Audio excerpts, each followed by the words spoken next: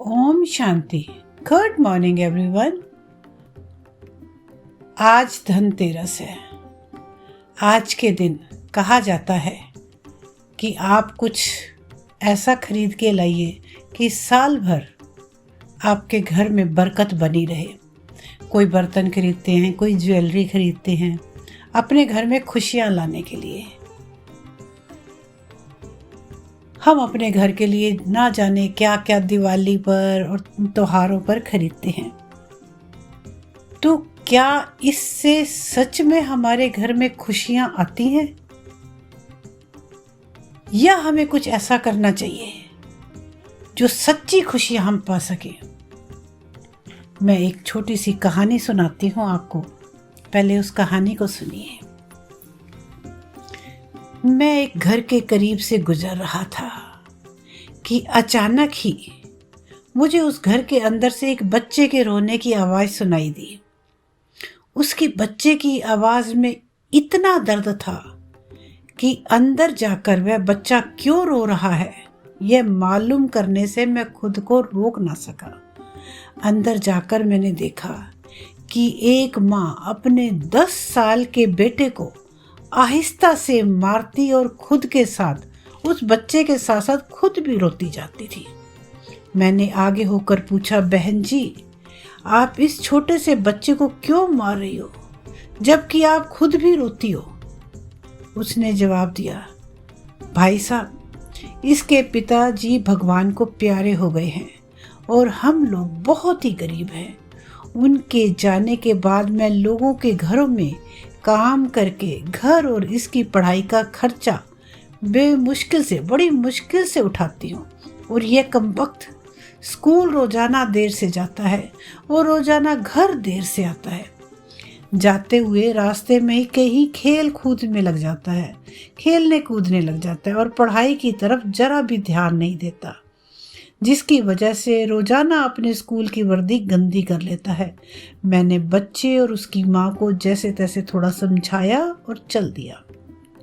इस घटना को कुछ ही दिन बीते थे कि एक दिन सुबह सुबह कुछ काम से मैं सब्जी मंडी गया तो अचानक मेरी नज़र उसी 10 साल के बच्चे पर पड़ी जो रोजाना घर से मार खाता था।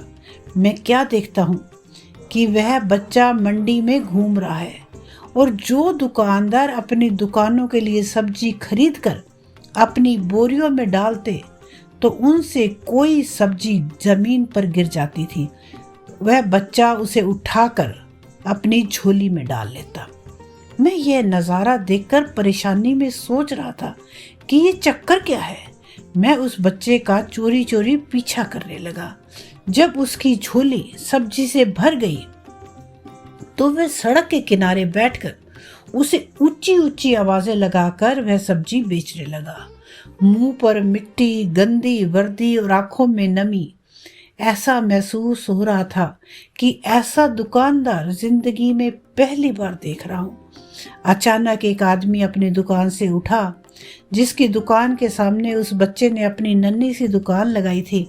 उसने आते ही एक जोरदार लात मारकर उस नन्ही दुकान को एक ही झटके में रोड पर बिखेर दिया और बाजुओं से पकड़कर उस बच्चे को भी उठाकर धक्का दे दिया। वह बच्चा आंखों में आंसू लिए चुपचाप दोबारा अपनी सब्जी को इकट्ठा करने लगा और थोड़ी देर बाद अपनी सब्जी एक दूसरे दुकान के सामने डरते डरते लगा ली। भला उस शख्स का जिसकी दुकान के सामने इस बार उसने अपनी नन्ही दुकान लगाई। उस शख्स ने बच्चे को कुछ नहीं कहा। थोड़ी सी सब्जी थी, ऊपर से बाकी दुकानों से कम कीमत, जल्दी बिक्री हो गई और वह बच्चा उठा और बाजार में एक कपड़े वाली दुकान में दाखिल हुआ और दुकानदार को वह पैसे देकर दुकान में पड़ा अपना स्कूल बैग उठाया और बिना कुछ कहे वापस स्कूल की ओर चल पड़ा और मैं भी उसके पीछे पीछे चल रहा था। बच्चे ने रास्ते में अपना मुंह धोकर स्कूल चल दिया। मैं भी उसके पीछे स्कूल चला गया। जब वह बच्चा स्कूल गया तो 1 घंटा लेट हो चुका था, जिस पर उसके टीचर ने डंडे से उसे खूब मारा। मैंने जल्दी से जाकर टीचर को मना किया कि मासूम बच्चा है, इसे मत मारो। टीचर कहने लगे कि यह रोजाना 1-1.5 घंटे लेट ही आता है और मैं रोजाना इसे सजा देता हूँ कि डर से स्कूल वक्त पर आए, और कई बार मैं इसके घर पर भी खबर दे चुका हूँ। खैर, बच्चा मार खाने के बाद क्लास में बैठकर पढ़ने लगा। मैंने उसके टीचर का मोबाइल नंबर लिया और घर की तरफ चल दिया। घर पहुंचकर एहसास हुआ कि जिस काम के लिए सब्जी मंडी गया था वह तो भूल ही गया। मासूम बच्चे ने घर आकर माँ से एक बार फिर मार खाई। सारी रात मेरा सर चकराता रहा।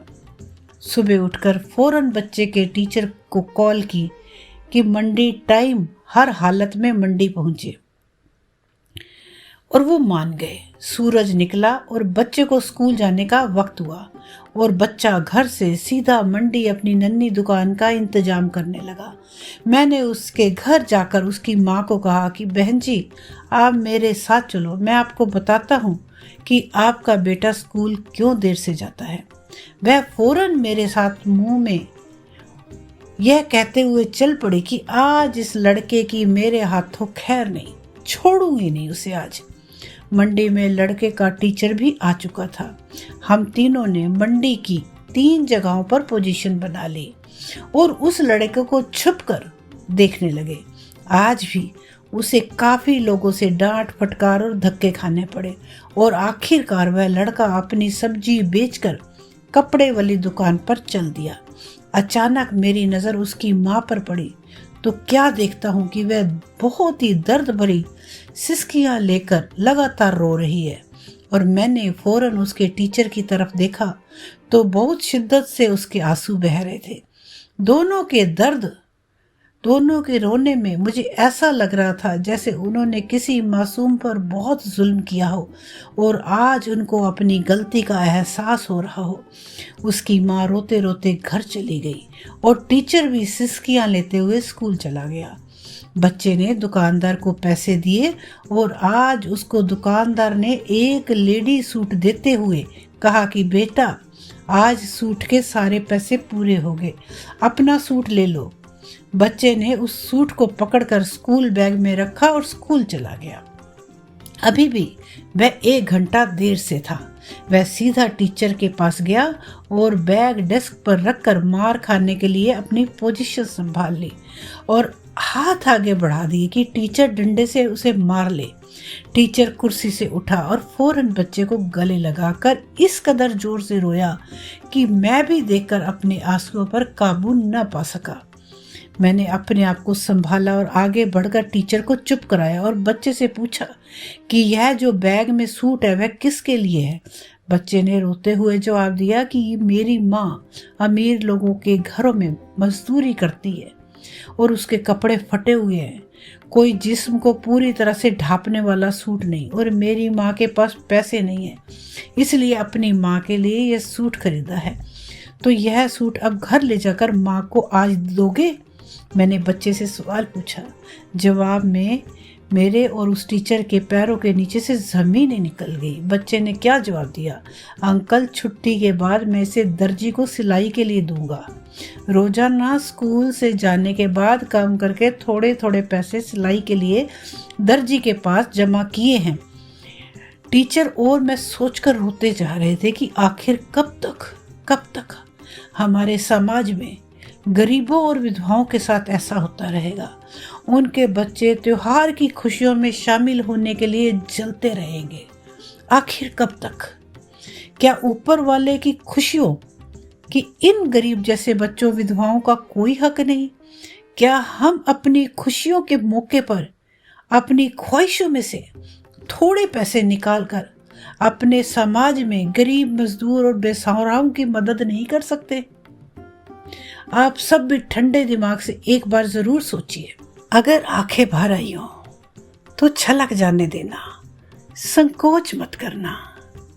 तो आज धनतेरस के दिन अपने घर का सामान भले ही जितना चाहे खरीदें अपने घर में, लेकिन उस सामान के साथ साथ थोड़ी इन दुआओं का सामान भी अपने घर में लाके सजाइए।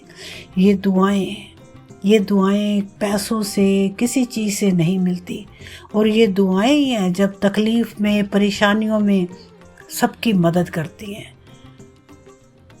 तो अगर आपको ये अच्छा लगा हो, आपको लगा हो कि ये वर्थ इट है, तो आज किसी ना किसी की ज़रूर मदद कीजिए, ज़रूर मदद कीजिए। देखिए उसके बाद आपका दिन कितना अच्छा जाता है, आपकी दिवाली कितनी अच्छी जाती है। Happy Diwali and happy Dhanteras to everyone. ओम शांति।